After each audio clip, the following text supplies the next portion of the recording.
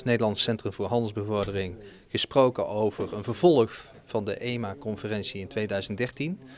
Wij zijn zelf ook bezig om Nederlandse bedrijven bekend te maken met de aantrekkelijkheden van het investeringsklimaat op Aruba en omringende landen.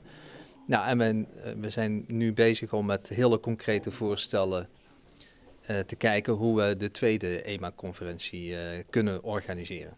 Nou, wij zullen zeker een half jaar nemen om deze conferentie verder voor te bereiden en te maken dat we heel gericht bedrijven laten zien wat de kansen zijn om zaken te doen in Aruba.